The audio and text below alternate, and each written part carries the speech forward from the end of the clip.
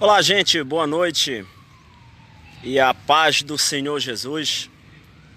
Estou fazendo essa pequena transmissão aqui da frente do templo, da Iadã, o auditório Canaã em Manaus, Iadã.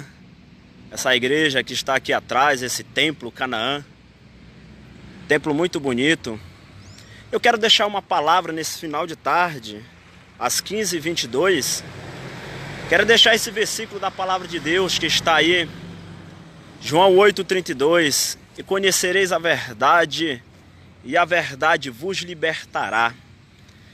A gente vê que o versículo aí de João 8,32 está dizendo que essa verdade, ela vos libertará, que ela vai te libertar. Que verdade é essa? Nós associamos esse versículo a Jesus Cristo. Ele é a verdade que nos liberta. Ele é a verdade que hoje nós devemos seguir, que nós devemos acreditar e que nós devemos hoje aceitar. Jesus Cristo é essa verdade. Só que a verdade, ela tem várias vertentes, Ela tem vários meios. E hoje, o dia que nós estamos vivendo, em pleno século XXI, é preciso conhecer sobre esse Jesus Cristo de Nazaré. É preciso conhecer sobre essa verdade que hoje tantos nós pregamos e nós anunciamos. Essa verdade é Cristo.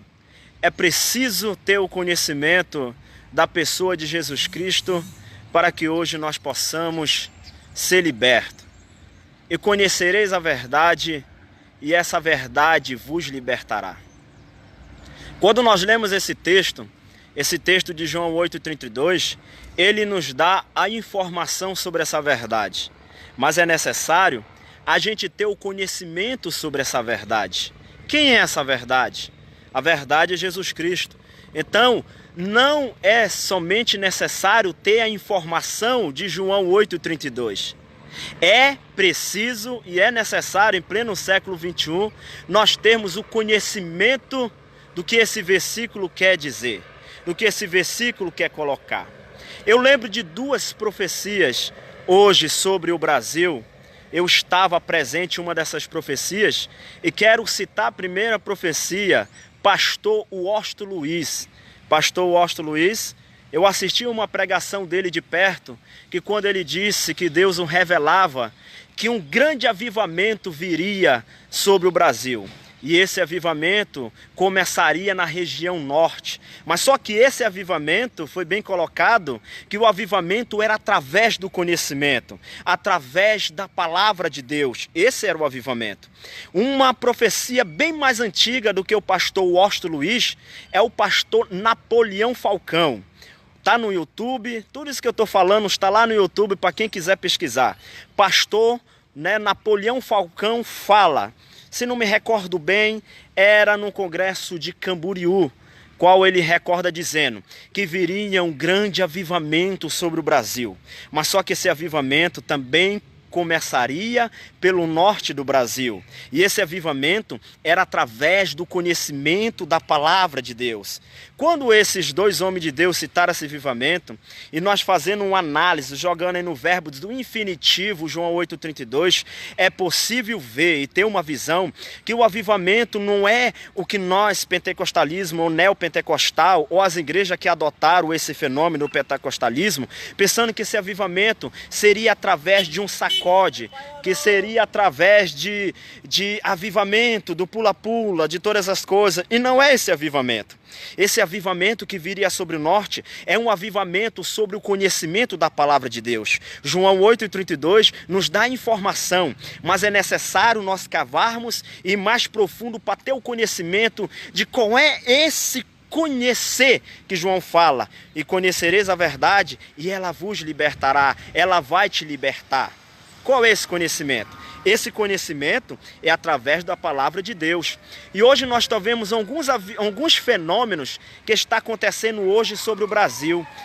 Quais são esses fenômenos? Os fenômenos de muitas áreas que está acontecendo. E um deles é o dízimo. O dízimo hoje sobre o Brasil é algo que está sendo muito questionado. Uns falam que é demônio, outros falam que é heresia, outros falam que é o levante do inferno. Não, é preciso analisar, é preciso estudar, é preciso examinar os textos e ver quais os fenômenos que estão aí. Eu estou vendo que nós estamos muito se embaraçando. Oséias, no capítulo 4, no versículo 6, ele diz: o meu povo é destruído. O é destruído, ele podia muito bem, Oséias, colocar: o meu povo foi destruído, né? Foi passado. O meu povo está sendo destruído. Presente. O meu povo será destruído. Futuro. Não. O meu povo é destruído. O meu povo é uma coisa contínua, uma coisa que está acontecendo. Mateus, quando ele faz a ligação no capítulo 22 e no versículo 29, disse Jesus com as suas palavras: errais porque não conheceis, outras traduções, errais porque não examinai as escrituras e nem o poder de Deus. Vemos que esse verbo, ele está no verbo do infinitivo. Então é necessário pesquisar, é necessário cavar, é necessário entender.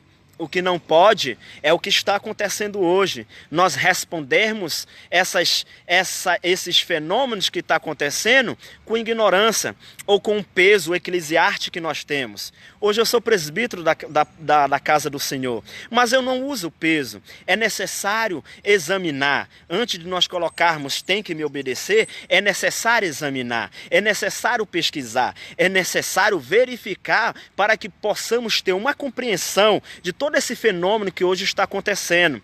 É por isso que eu lembrei essas duas profecias, pastor Washington Luiz e pastor Napoleão Falcão, que falou e disseram muito tempos atrás que essas profecias, que esse avivamento viria sobre o norte do Brasil, se iniciaria, mas o avivamento dentro da palavra de Deus, ou seja, um avivamento através do conhecimento, não um avivamento de agitação, não um avivamento de explosão, mas um avivamento que viesse transformar a mente, que viesse transformar o coração, um avivamento que viesse alinhar o homem com a fé, alinhar o homem com conhecimento ao Senhor. E João, né, já tem falado em João 8,32, há muitos anos atrás: e conhecereis a verdade, e essa verdade vos libertará.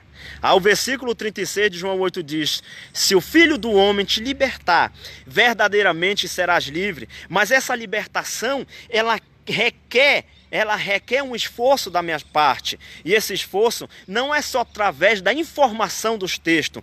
É necessário conhecer os textos. Então, eu fiz aqui essa pequena live para que você possa entender o texto. Ler o texto é uma coisa. A interpretação requer muito trabalho para interpretar o sentido do texto. O que realmente os homens de Deus queriam falar nesse texto. É fácil a gente pegar o texto e dizer assim: Pedro, essa pedra, essa rocha, eu edificarei a minha igreja, e as portas do inferno não prevalecerá contra ela.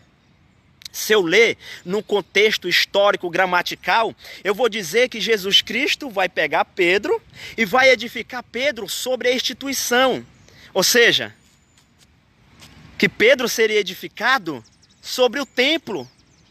Eu estou frente aqui ao auditório Canaã em Manaus.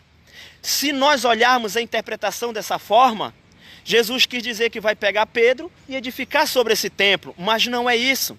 Quando nós olhamos nos originais, Jesus quer dizer: Pedro, eu sou a rocha, eu sou a pedra de esquina. Pedro, sobre mim eu edificarei a tua vida, Pedro, que é a igreja. Pedro, tu é a igreja. A igreja que Atos fala, a igreja locomotiva, na voz de Pedro e na narrativa de Lucas sobre Atos. Eu vou edificar, Pedro, a tua vida sobre a minha vida, Pedro. E enquanto a tua vida, Pedro, estiver sobre a minha vida, eu, a rocha, Pedro, jamais as portas do inferno vai prevalecerá contra a tua vida. Então, isso é que Jesus quer dizer. Quando nós olhamos a informação, nós vamos dizer que Cristo quis colocar Pedro sobre o templo, sobre a igreja, edificar Pedro sobre essa igreja aqui de pedra, de cimento. Não. Quando nós olhamos com conhecimento, a gente vai entender que Cristo estava dizendo: eu sou a pedra, Pedro, eu sou a rocha. E se a tua vida estiver na minha vida, as portas do inferno não prevalecerão contra a tua vida, Pedro. É isso que Jesus quis dizer. Então isso é um avivamento através do conhecimento e muitos outros contextos. Um contexto muito usado hoje quando nós lemos com a informação. Cristo disse, Mateus, que ele não veio trazer paz, mas ele veio trazer espada. Se nós olharmos na informação do texto, a gente vai entender que essa espada é uma espada que corta, ou uma espada de guerrilha, de separação, de contenda. Não é isso. Quando nós olharmos com conhecimento para o texto, a gente vai ver que Jesus ele veio cumprir a lei civil, cerimonial e a lei judaica. Então Jesus não quis dizer que essa espada é que vai ferir, que vai separar, uma espada de guerrilha, uma espada de separação, não. Ele quis falar, é preciso vocês conhecer, é necessário vocês conhecer, senão haverá dissensão entre pai e mãe, entre a sogra e o sogro, se vocês não tiverem o conhecimento. Então isso não é para separação. Imagina Jesus, né? O príncipe da paz. Jesus que veio trazer paz. Jesus que veio trazer aí a paz para o nosso coração. Agora está dizendo que ele não veio trazer paz. Aí quando nós interpretamos através da informação o texto, a gente interpreta dessa forma. E isso é prejudicial para quem não está nos ouvindo. Mas não foi isso que Jesus quer falar. Jesus estava falando no contexto histórico dos judeus. Entendeu? Naquela época, então ele não veio trazer uma espada, ele não veio trazer guerrilha. Não é isso que o versículo quis dizer. Então, por isso que João 8,32 diz, conhecereis a verdade, mas não conhecemos através da informação que está escrito o texto. É preciso ter o conhecimento. E para ter o conhecimento, é necessário cavar, é necessário buscar, para que a minha resposta para os meus liderados não seja através de ignorância ou de ofensa, ou tentar usar a posição que eu tenho para usar os termos que nós usamos muito hoje, obedecer, rebeldia, desobediente, distanciado, desviado, tá contra, e não é isso. Às vezes, nós na nossa ignorância não conseguimos fazer a interpretação do texto. E muitos outros textos. É por isso que está esses fenômenos hoje sobre o Brasil. E nós queremos responder esses fenômenos através da ignorância, através do impor, através do poder que nós temos dentro do templo, da instituição. E não é assim. Como é que eu combato a verdade? Em verdade, Jesus disse. E como é isso, Edson? Eu só posso combater a verdade com uma verdade autêntica. O que é uma verdade autêntica? É uma verdade plausível, uma verdade concreta, uma verdade convencedora. Não aquela verdade de falácia. Isso não edifica ninguém. Então, fique com essa palavra hoje, nessa tarde, e que Deus possa edificar a vossa vida. E eu sempre digo, antes de você aplicar o texto, procure a informação desse texto. Procure saber qual é o texto e o contexto, o que realmente este homem na sua escrita quer dizer. E assim nós pregaremos, nós ministraremos a palavra de uma forma coerente, de uma forma edificante, de uma forma bem plausível e de uma forma contundente e convencedora para os nossos liderados, e isso vai causar efeito. Que Deus abençoe e que Deus abençoe de uma forma tremenda aqueles que nos ouviram agora.